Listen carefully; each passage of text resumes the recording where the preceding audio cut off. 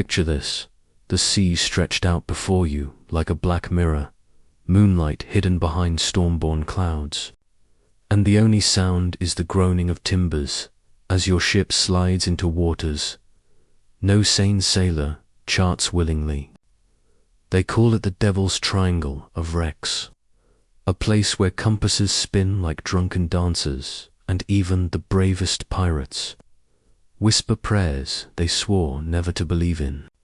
Every captain who strays into its reach is chasing something: fortune, revenge, or madness. And yet, for centuries, ships have entered this cursed expanse and never returned. But here's the forbidden truth few dare to whisper. The triangle doesn't just swallow ships, it lures them in.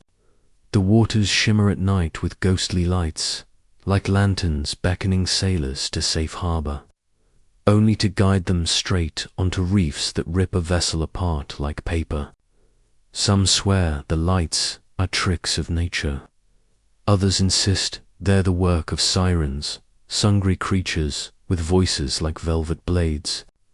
But the oldest tales, the ones shared only over bottles of rum in shadowed taverns, speak of something far darker, an ancient wreck beneath the waves. A treasure so cursed it radiates a pull no pirate can resist. I once spoke to a survivor, a half-mad deckhand with salt in his beard and terror in his eyes. He said the ocean there didn't move like any sea should it breathed. The waves rose and fell as if the water itself inhaled, and when it exhaled, the stench of rot clung to every man aboard. He swore he saw the skeletal remains of ships from every era, masts splintered, sails shredded, all caught in a vast underwater graveyard. And yet, through the ruins, he glimpsed something gleaming, something impossible to look away from. He told me they tried to turn back, but the sea wouldn't let them. The rudder fought the helmsman's grip. Ropes went taut as if unseen hands pulled them forward. Men screamed as shadows swirled in the depths, whispering in tongues no mortal should hear. By the time the storm rose, it was already too late. Only he lived to tell the tale, and even then, he wished he hadn't. And that, my friend, is where our story begins, in a place no map dares mark, where greed and terror intertwine.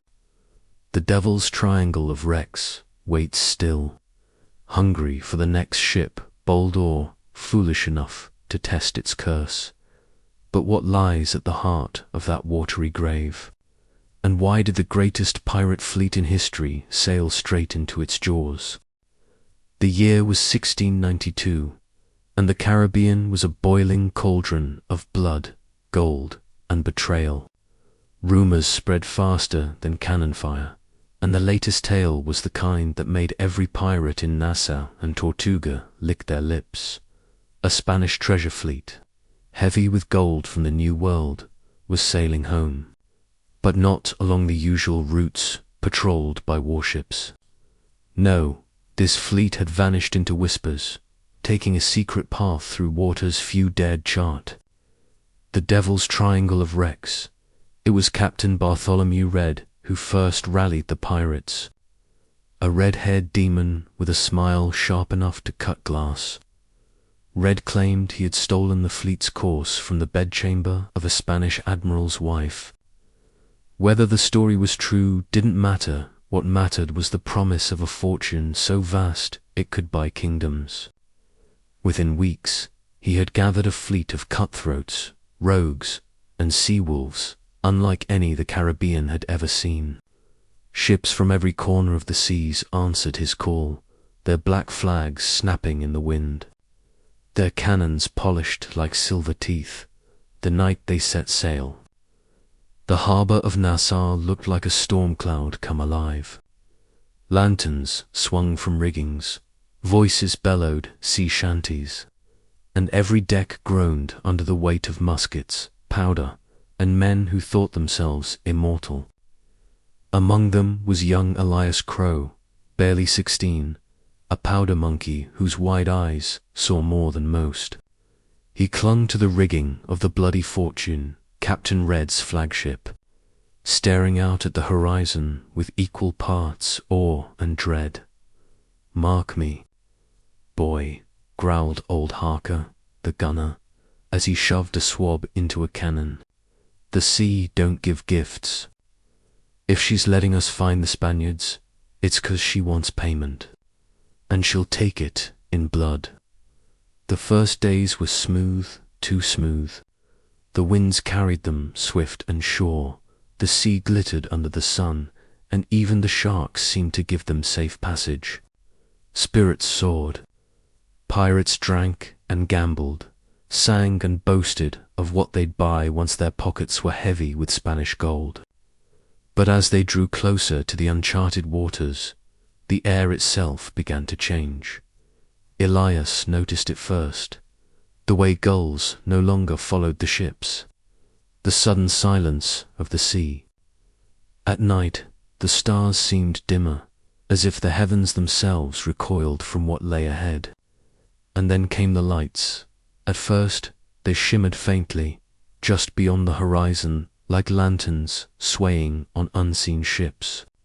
Men whispered they were the Spanish fleet, and Captain Red's laughter carried across the waves as he ordered full sail. But Elias couldn't shake the feeling that the lights were watching them, that they wanted to be seen. On the fourth night, a storm rose without warning. Clouds black as ink rolled across the sky, lightning forked like jagged spears, and the sea heaved in monstrous swells. The fleet fought desperately to stay together, but the storm tore at them like a predator. "Hold fast, lads." Captain Red roared from the quarterdeck, his coat whipping in the wind, his cutlass raised high. Fortune favors the bold. The ships pressed on, sails straining, masts creaking under the fury of the storm. And then Elias saw it through the curtain of rain, a colossal shape rising from the sea. Not a ship, not an island, but something else. Something impossible. His heart froze in his chest. The fleet had sailed straight into the jaws of something older than time. The storm did not rage like any storm known to sailors. It did not drive across the sea. It circled, like a predator herding its prey. The winds shifted unnaturally, always against the fleet, no matter their heading. And the rain fell in sheets, so thick it was as if the heavens themselves had burst apart. The ships groaned under the pressure, sails tearing like paper, ropes snapping like whiplashes. Elias Crow clung to the mast of the Bloody Fortune, his body racked with cold and terror. Every flash of lightning lit a scene of chaos. Men tumbling across the deck, cannon rolling loose, waves crashing so high they seemed to blot out the stars. And always, through the rain, Elias saw those lights, ghostly orbs flickering across the waves, never still, always beckoning. Lanterns of the damned, old Harker bellowed over the storm, his face pale beneath his weathered beard. "They're leading us to ruin." But Captain Bartholomew Red would not hear it. Standing tall at the helm, rain lashing his scarred face, his eyes blazed like a man possessed. "That's no ruin, lads, that's our fortune calling. No storm nor devil will deny me my prize." The fleet surged on, ships driven by equal parts greed and madness, their captains unwilling to break from Red's command. But soon the sea itself began to change. The waves no longer rolled, naturally they heaved, as though the entire ocean were breathing. With every rise and fall, the ships lurched like toys caught in a giant's hand. Elias, gripping the mast, whispered a prayer he barely remembered from his childhood. It was then that he heard it, a low guttural sound beneath the crash of thunder. A pulse, a heartbeat. The sea was alive. Suddenly, the storm broke not into calm, but into something worse. The clouds ripped apart to reveal a moon choked in blood-red light, casting the ocean in an eerie glow. Before them stretched a sight that froze every soul aboard. A graveyard, hundreds of wrecks jutted from the sea, Spanish galleons, English frigates, Dutch traders, even Viking longships all torn apart. Their masts like skeletal fingers clawing at the sky. Barnacle-crusted cannons lay half-submerged, their iron mouths still gaping wide.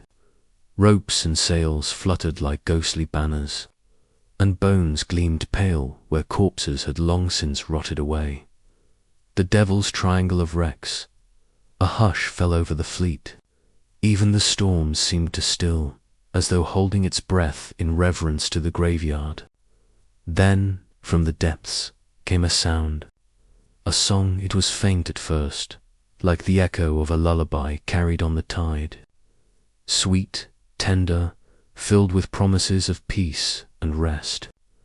Men dropped their weapons, their shoulders slackening, eyes glazing over. Elias felt it too, a warmth seeping into his bones, coaxing him to let go, to fall into the sea's embrace. No. Old Harker roared, slapping Elias hard across the face. Don't listen, boy. Plug your ears if they value your soul. Elias stumbled back, clutching his stinging cheek, and saw the truth. Sailors across the fleet were climbing the rails, stepping into the churning sea with blissful smiles, their bodies vanishing beneath the waves without a cry. The song grew louder, impossibly beautiful, weaving through the air like silk, and then, through the crimson glow, Elias saw them. Figures rising from the water slender, shimmering, with hair flowing like seaweed and eyes that glowed like lanterns. Their lips moved in unison, their voices the source of the melody. Sirens dot the pirates who leaped into their arms, did not surface again. Captain Red's voice cut through the madness, a bellow that cracked like cannon fire. Steady, you dogs. They seek to break us, but will not falter. Gold lies ahead, and by God, we'll have it. He raised his cutlass high, the blade gleaming in the blood moonlight. Load the guns. Fire at will. Cannons roared, iron balls tearing through the water, but the sirens only laughed, voices echoing like bells. They vanished beneath the surface, leaving nothing but ripples and the glimmer of scales. And then, from below, something far worse rose. The wrecks shifted. Ships that had lain dead for centuries began to move, their timbers groaning, their masts creaking. Sails shredded by time fluttered in a wind that came from nowhere. One by one, the hulks lifted from the depths, not alive, but not dead either. A fleet of corpses answering some unseen call. By all the devils. Harker whispered, his knuckles white on the cannon. The dead ships sail. The first of the ghostly vessels crashed into the pirate line, splintering wood, snapping masts, crushing men beneath the tide. Chains dragged across decks, tearing sailors screaming into the water. The stench of rot filled the air, choking every breath. Elias watched in horror as the sea vulture, a brig beside them, was torn apart by a Spanish galleon whose crew were nothing but skeletons, their empty sockets burning with pale fire. The pirates' screams were drowned by the groan of timbers and the hiss of waves closing over the wreck. Through it all, Captain Red stood unbroken, his laughter ringing out as he fought. So this is the devil's triangle. Let it come. I'll not bow to see your spectre. His cutlass hacked down, slicing through ropes, fending off the skeletal crew that swarmed the rails. His defiance was a flame in the night, fierce and blinding, but Elias knew the truth. Deep in his bones, this was no battle they could win. The sea was not theirs. It never had been. And as the moonlight flickered on the horizon, Elias glimpsed something through the chaos, a glow, deeper than the siren's lights, pulsing from beneath the wrecks. A vast golden shape buried in the seabed, treasure beyond imagining. But it was no gift. It was bait. The fleet had not found fortune. It had been lured. The sea inhaled once more, a colossal swell lifting the bloody fortune high. And as Elias clung to the mast, lightning split the sky to reveal a monstrous shadow rising beneath them, vast and terrible, older than any god. The ocean itself was about to show its teeth. The sea split apart as if some colossal hand had torn it open, and from the depths rose a nightmare that had haunted sailors' whispers for centuries. The Leviathan, a creature older than empires, vast enough that its shadow swallowed the fleet whole, its barnacle-crusted back glistening in the blood-red moonlight, its eyes glowing with an ancient hunger that made men collapse to their knees. Ships bucked like driftwood in its wake, masts snapping like twigs, decks tilting so violently men tumbled screaming into the abyss. And yet Captain Red, mad or fearless or both, bellowed laughter into the storm, as if daring the beast itself to take him. Strike me down if the dare, his cutlass raised in defiance as skeletal hands clawed at his deck. Sirens circled the hull, and Elias Crow clung to the rigging, heart hammering like a drum as he watched pirate after pirate fall, swallowed whole by waves or ripped apart by ghostly wrecks, now animated like puppets of the deep.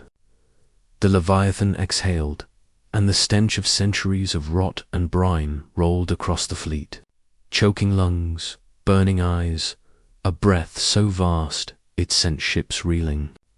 And in that terrible gust Elias heard a voice not with his ears, but in his skull, a voice that spoke in a tongue older than man, yet somehow understood, whispering promises of gold unending, power unchallenged, if only he gave himself willingly to the sea. And Elias, shaking, felt his grip slipping both on the rope and on his own sanity. For before him, rising from the very maw of the beast, lay the glow of treasure beyond imagining, coins, jewels, goblets, crowns spilling like rivers of firelight from a shattered galleon pinned between the Leviathan's teeth, and men dove for it with screams of ecstasy, their bodies broken against wreckage, their blood painting the tide crimson as sharks and sirens feasted. The bloody fortune was dragged toward the monster's jaws, timbers shrieking, men praying, some firing muskets wildly into the abyss, the shots lost like raindrops in a hurricane. And still Captain Red roared his defiance, cutting down both living and dead who faltered, swearing he would carve his name into the devil's tongue if he must. But Elias saw the truth. The Leviathan was not merely beast, it was prison, chained to the graveyard of ships by curses older than scripture, bound to guard the treasure that lured men to their doom. And as lightning split the sky once more, Elias glimpsed chains of black iron as thick as masts sunk into its flesh, glowing runes binding it to the seabed, every shipwreck a sacrifice to keep it shackled on. In that instant he understood. The triangle was no accident of storms or currents. It was a snare, and they were already caught. As the bloody fortune teetered on the edge of the beast's maw, timbers cracking, sirens screaming, skeletal crews surging, Elias clung to life by splinters and salt, his heart pounding with one thought only: what force of men, gold, or gods could ever hope to escape the maw of the Leviathan, when even the sea itself had conspired to feed it. The bloody fortune groaned like a dying beast as it slid toward the Leviathan's maw, every plank trembling, every rope screaming under the pull of waves that obeyed no law of nature but the will of the monster below. And amidst the chaos, Captain Bartholomew Red stood unmoved, his scarlet hair plastered to his skull by rain, his coat whipping like a banner of defiance as he raised his cutlass and screamed into the storm. If it be treasure, the hunger for, you'll not find a man richer than me. A cry of madness and defiance that made even the dead sailors pause. And in that pause Elias saw it, the Leviathan's glowing eyes narrowing, as if it understood, as if it listened, and then the sea itself bent closer, a tide sucking inward as though the abyss leaned down to hear the captain's words. And Red, half man, half demon, threw his arms wide and bellowed a bargain to the abyss. Spare my ship, and I'll feed thee a fleet.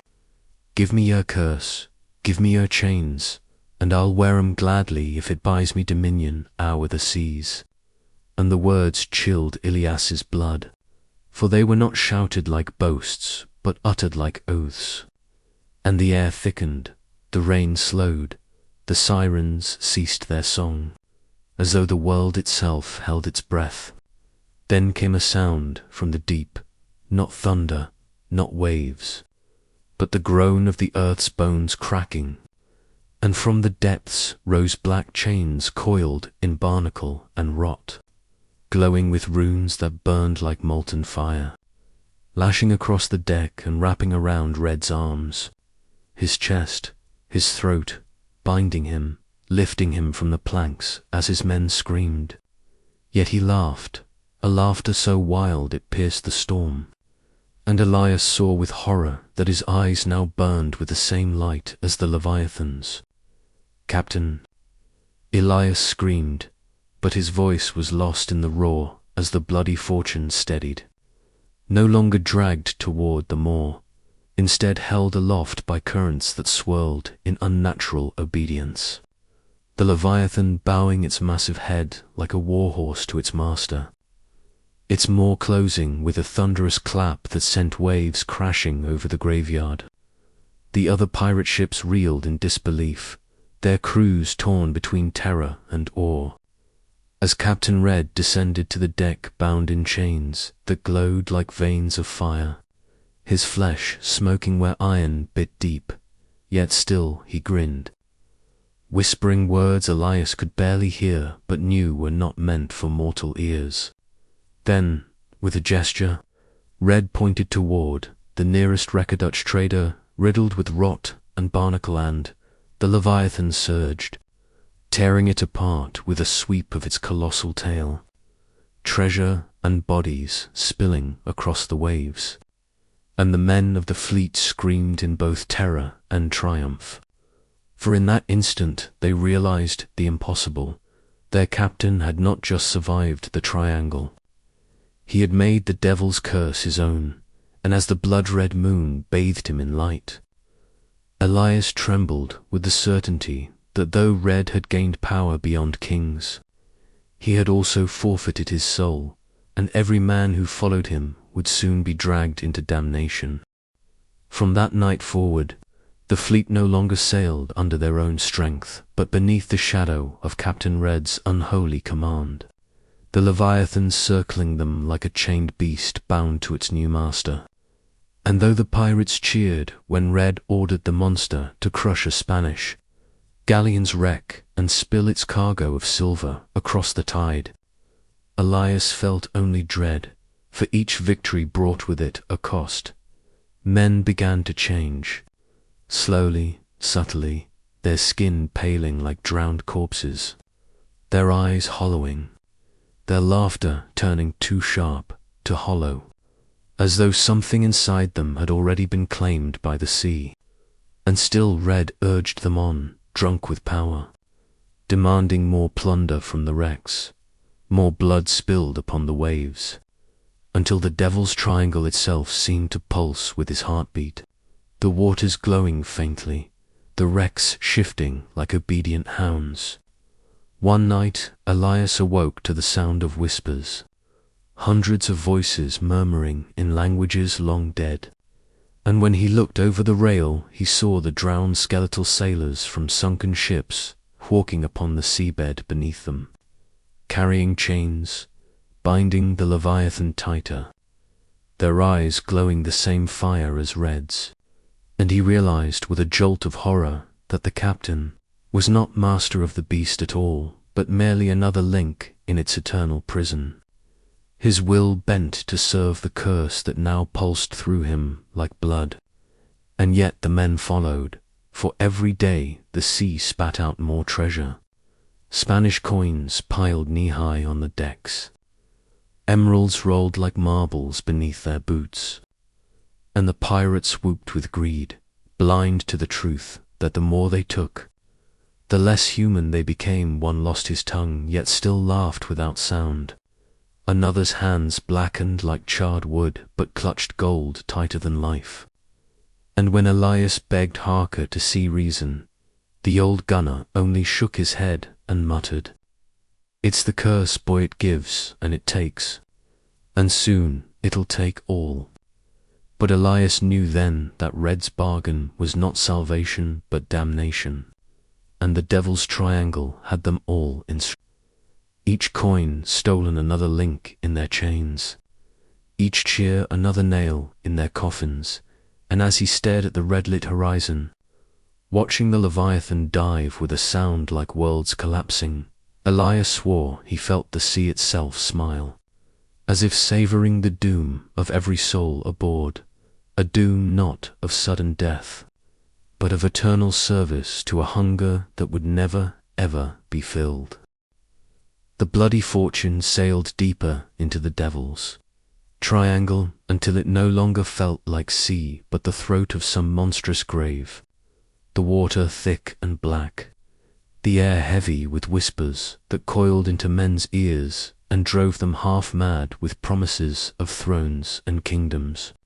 And though the decks glittered with stolen treasure, no laughter rang true, for the men had grown gaunt, their teeth grey, their eyes dim embers of greed, and Elias alone clung to the last fragments of sanity, watching as Captain Red, bound in his fiery chains, strode the deck like a god-king, his every word commanding the Leviathan itself. Yet in the shadows Elias saw the truth. The captain's flesh split where the chains bit deep, the glow inside him burning brighter as his humanity bled away. And when he spoke, his voice was no longer his alone, but echoed with the thunderous tone of the abyss. At last they reached the heart of the triangle, a whirlpool vast enough to swallow nations, and within its spiraling maw shone the source of all temptation, a wrecked cathedral ship of gold, its spires glinting in the blood moonlight, its hull carved with runes older than the stars. And the pirates howled in delirium, throwing themselves into longboats, clawing at one another for the chance to reach it, while Red raised his chained arms and bellowed, "Behold, lads, the heart of eternity is ours." And in that moment Elias knew the curse's true design. The cathedral was no treasure but a lock, a prison forged to bind the Leviathan, and Red's bargain was never power but servitude, his soul consumed to keep the beast chained. And as the men swarmed the golden wreck, the whirlpool roared wider, pulling the fleet down, timbers shattering, screams rising like incense into the storm. Elias, clutching the rail, saw Harker torn into the sea by skeletal hands, saw sirens circling with mouths full of blood, saw the Leviathan rise one final time, eyes burning as it opened its maw to claim its offering. And then Red turned his gaze, no longer human, but abyssal. Flamand with a grin, he whispered words Elias would never forget. "You wanted gold, boy. Now you'll guard it forever," before hurling him overboard into the whirlpool. Elias fell, spinning through black water lit by ghostly fire, and the last thing he saw was the bloody fortune vanishing into the abyss. chained to the Leviathan, the sea closing over them as if they had never been. And when he awoke days later on a barren shore, his hands clutched a single coin that burned with unnatural heat, whispering in voices he could not silence proof that the devil's triangle had let him go not to save him, but to spread its curse. And so, though the fleet was never seen again, sailors still speak of ghost lights and phantom ships, of a red moon and a sea that breathes. And they say, if you ever find a coin on the shore gleaming brighter than it should, you must throw it back into the waves, lest you carry the triangle's hunger inside you, for Captain Red still sails below, chained king of the abyss, and one day the sea will demand you join his eternal crew.